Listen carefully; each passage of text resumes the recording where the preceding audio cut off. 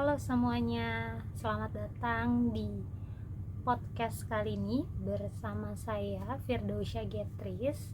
Di sini eh, aku bakal ngobrol santai tapi mendalam tentang hal penting dalam mata kuliah perkembangan peserta didik, yaitu perkembangan bahasa pada anak. Nah, yang akan kita bahas itu bukan cuma soal kata-kata yang keluar nih dari mulut. Bahasa itu kan tentang bagaimana seorang anak belajar memahami dunianya dan menyampaikan isi hatinya.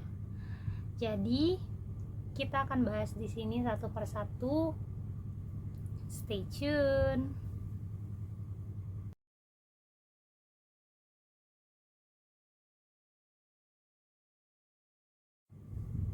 Nah, yang mau kita bahas pertama adalah hakikat dan tugas perkembangan bahasa, yang dimana kalian pernah mikir gak gimana nih bisa anak kecil yang tadinya cuma bisa menangis tiba-tiba dalam beberapa tahun bisa ngomong, ibu aku mau es krim, ibu aku mau ini, ibu aku mau itu gitu. Nah, itu yang dinamakan perkembangan bahasa. Ada 4 tugas utama yang dialami anak dalam perkembangan bahasa mereka. Mereka harus nambah kosakata, belajar tata bahasa, memperbaiki pelafalan, dan paham makna serta konteks yang akan mereka pakai. Nah, di sini ada beberapa pengertian atau sedikit pengertian ya dalam perkembangan bahasa, yaitu perkembangan bahasa adalah proses peningkatan kemampuan anak dalam menggunakan simbol, yaitu lisan, tulisan, gestur. Dan ada tugas-tugas perkembangan bahasa, antara lain penguasaan kosakata, yaitu di mana anak mengumpulkan kata baru setiap harinya. Dan yang kedua ada penguasaan tata bahasa, menyusun kata menjadi kalimat yang runtut. Dan yang ketiga ada pengucapan, yang biasanya kalau kita bisa bilang itu pelafalan juga, yaitu mengucapkan bunyi bahasa secara jelas. Dan yang keempat ada pemahaman makna. Nah, di mana di sini anak harus memahami konteks dan kapan atau bagaimana menggunakan kata tertentu. Jadi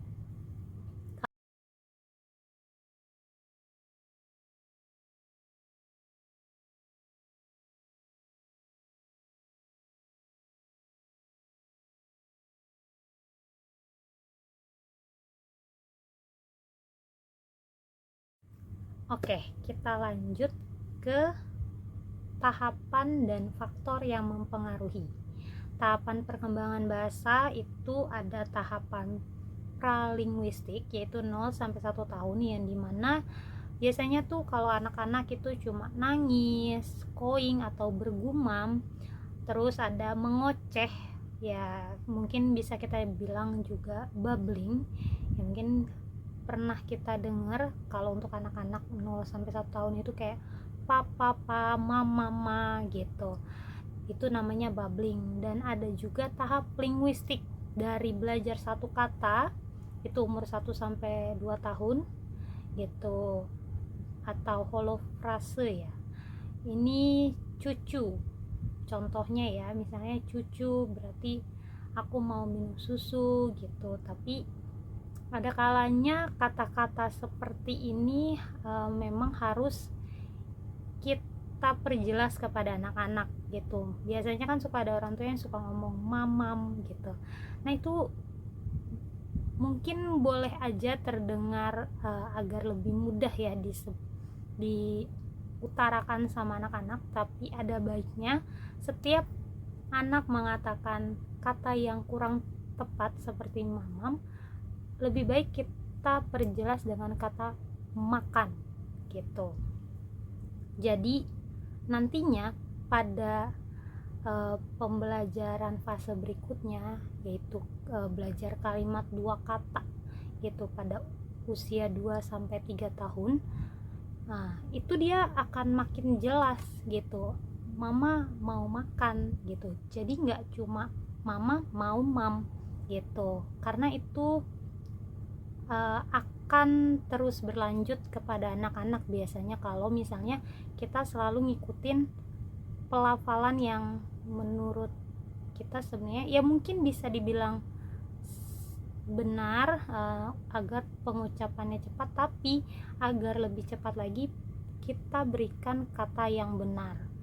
Nah, lalu ada juga pengembangan tata bahasa di 3-5 tahun yang mana kalimatnya semakin kompleks dan panjang.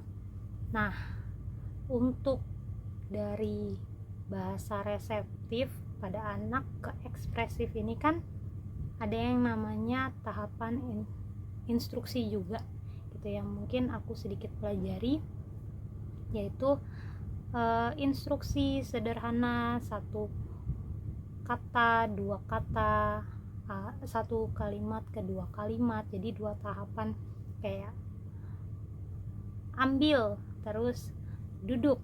Nah, itu udah 2 tahapan instruksi. Jadi kalau misalnya kita mau kembangin bahasa kepada anak-anak yang tepat itu, lebih baik kita berikan pelafalan yang tepat juga gitu. Yang mungkin kalau di awal tadi aku sempat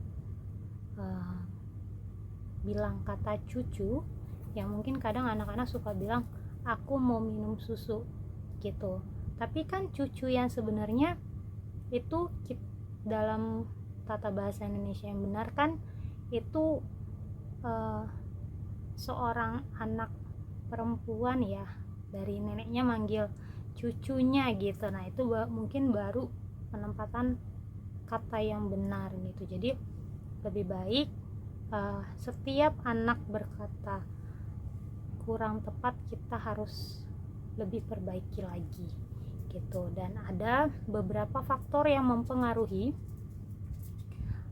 dalam perkembangan bahasa anak, yaitu salah satunya kesehatan dan perkembangan otak atau fisik, yaitu salah satunya mungkin pendengaran dan alat ucap yang berfungsi baik. Nah, intelijensi juga kemampuan kognitif anak untuk menyerap setiap kata yang dia terima itu juga sangat mempengaruhi perkembangan bahasa sang anak gitu. Dan ada juga lingkungan dan status sosial atau ekonomi, jumlah stimulus atau kosakata yang didengar di rumah, dan hubungan keluarga atau pola asuh itu juga sangat mempengaruhi perkembangan bahasa pada anak gitu, kayak interaksi dengan orang tua atau dengan orang sekitarnya. Jadi perkembangan bahasa ini ada tahapannya, dari cuma nangis, babbling, sampai masuk ke tahapan 1-2 kata gitu, dimana satu kata punya sejuta makna sampai akhirnya membentuk kalimat utuh. Tapi perlu diingat nih, perkembangan ini dipengaruhi juga banyak faktor kesehatan fisik, kognitif, sampai seberapa sering lingkungan sekitarnya melatih dan mengajak si anak mengobrol gitu. Oke, yang mau aku bahas berikutnya yaitu langkah membantu dan implikasi di sekolah dasar. Nah, di mana di sini ada beberapa langkah-langkah membantu perkembangan bahasa anak di lingkungan mungkin rumah ya. Di awal kita belajar, yaitu sering-sering nih ajak anak ngobrol atau berdiskusi gitu, supaya anaknya jadi aktif juga merespon. Terus bisa juga bacakan buku cerita dan mengoreksi kalimat yang salah dan memberikan contoh yang benar. Nah, ini yang sebelumnya yang sempat aku bahas, kayak beberapa kata yang mungkin udah familiar didengar tapi sebenarnya itu bukan kata yang tepat nih gitu. Kayak mamam tadi kan, mungkin kalau di bahasa Indonesia yang benar itu makan. Jadi kita lebih baik sering nih koreksi kata yang mungkin sekiranya kurang tepat gitu, dan mungkin kalimat-kalimat yang belum SPOK gitu, belum ada subjeknya, predikat, objek gitu, atau keterangannya belum jelas nih gitu. Kayak mungkin anak cuma singkat-singkat aja, jadi kita perjelas gitu. Dan kurangi screen time berlebih dan perbanyak interaksi dua arah. Itu memang kalau screen time ini cukup jadi sorotan ya untuk orang tua saat ini, mungkin yang punya anak-anak toddler yang masih lucu-lucu kayak umur 1 sampai 5 tahun yang saat ini tuh harus banget dikurangin screen time. Kalau perlu ya emang jangan ada screen time, apalagi weekday ya. Mungkin kita kasih jeda di weekend gitu, dan itu cuma beberapa jam ya, mungkin 1 jam aja cukup gitu, karena screen time ini lumayan mempengaruhi perkembangan bahasa anak juga gitu. Karena kalau di YouTube ya, mungkin yang biasa anak-anak suka tonton gitu, YouTube Cocomelon atau mungkin yang lainnya, itu kan hanya satu arah karena dia tidak diajak berdialog atau berdiskusi gitu. Jadi ada baiknya lebih ke perbanyak interaksi dua arah daripada hanya screen time. Kalaupun memang mau memberikan anak lebih ke hiburan ya, mungkin ya buat orang tua nih, ya harus ada komunikasi dua arah. Kayak mungkin yang kita pernah tahu nih, orang tua Gen Z pernah nonton Dora gitu, itu kan sebenarnya dua arah dan itu bagus banget karena ada pertanyaan yang sering dilemparkan dari si kartun tersebut. Nah, ada banyak sebenarnya contoh-contoh untuk kartun interaksi gitu yang ada nih gitu, interaksi dua arahnya gitu, yang mungkin bisa dicari lagi nih untuk orang tua yang masih mau kasih anak-anaknya mungkin untuk 1 atau 2 jam di weekend ya gitu. Dan untuk selanjutnya, implikasi dalam pembelajaran di sekolah dasar, yang mana guru-guru perlu menyediakan lingkungan ya kayak literasi gitu, kayak sudut baca, poster edukatif gitu. Jadi benar-benar ada waktu dimana anak-anak tuh benar-benar menambah kosakatanya nih gitu.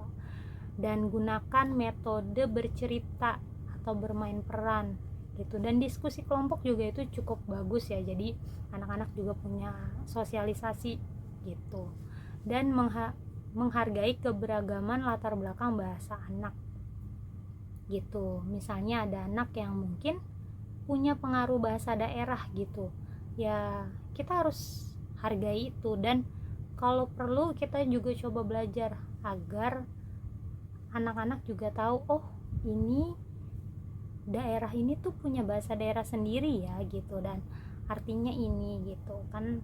Mungkin banyak teman-teman di sekitar kita yang masih dari perantauan gitu, punya anak, ternyata anaknya juga ya sama pakai bahasa daerah gitu. Jadi kita harus menghargai keberagaman latar belakang bahasa itu sendiri. Nah, jadi kalau untuk di sini apa yang bisa kita lakukan nih gitu dari perkembangan bahasa anak gitu. Jangan biarkan anak hanya jadi penonton pasif. Seperti yang tadi saya bilang, kalau misalnya cari kartun pun harus ada interaksinya gitu. Dan lebih baik emang ada waktu kita yang selalu ajak mereka ngobrol gitu, baca cerita dan dengerin mereka gitu. Untuk anak-anak tuh itu sangat penting ya. Jadi kita juga tahu, oh sejauh mana nih anak kita perkembangan bahasanya gitu, cara ngobrolnya gitu, interaksinya sama orang lain juga akan kita tahu kalau kita banyak ngobrol sama mereka. Dan untuk anak-anak ya guru-guru SD ya khususnya, ini cukup krusial karena pembelajaran di sekolah dasar itu harus menyenangkan lewat metode bercerita atau bermain peran, supaya anak juga merasa nyaman dan mengekspresikan diri tanpa takut salah gitu. Oke, sebelum kita tutup untuk podcast kali ini, aku mau sharing sedikit tentang buku yang lagi aku suka banget baca gitu. Sebenarnya sih ini buku lama dan udah banyak diterjemahin ke beberapa bahasa gitu. Buku ini judulnya The Little Prince karya Anthony de Saint-Exupéry. Jadi ada satu kalimat yang cukup berkaitan ya mungkin dengan perkembangan bahasa anak, yaitu language is the source of misunderstanding gitu. Bahasa adalah sumber kesalahpahaman. Jadi kalau baca lagi nih tentang language it's the source of misunderstanding, itu bakal ngingetin kita bahwa bahasa lisan sering kali terbatas gitu, apalagi anak-anak kadang belum menemukan kata yang tepat untuk perasaan mereka, sehingga tugas orang dewasa atau tugas pendidik seperti kita adalah tidak hanya mendengar katanya tapi juga memahami perasaan di baliknya gitu. Dan ada juga bahasa kalimat yang cukup menarik dari buku ini juga, itu ada it's only with the heart that one can see rightly, what is essential is invisible to the eye. Hanya dengan hatilah seseorang dapat melihat dengan benar apa yang terpenting tidak terlihat oleh mata. Nah ini sama kayak tadi, proses perkembangan bahasa setiap anak itu unik dan tidak bisa disamaratakan. Kita perlu melihat dengan hati untuk menghargai setiap proses kecil pertumbuhan mereka. Jadi ada baiknya kalau buat kita orang dewasa, perkembangan anak dalam bahasa itu harus benar-benar kita pahamin gitu. Koreksi kalau dia salah penyebutan atau salah pelafalan, dan sering kasih stimulus dengan berbagai kosakata yang baik gitu. Dengan kita juga berikan afirmasi baik juga, itu kan salah satu kalimat yang gak cuma tersirat untuk menyemangati gitu, tapi juga bisa jadi kalimat tambahan untuk kosakata si anak gitu. Oke, sekian dari podcast kali ini. Terima kasih sudah mendengarkan. Semoga pembahasan tentang perkembangan bahasa pada anak ini bermanfaat, baik buat kita sebagai calon pendidik, orang tua maupun sesama pembelajar. Sampai jumpa di episode berikutnya, and remember, speak with love, listen with your heart. Bye bye.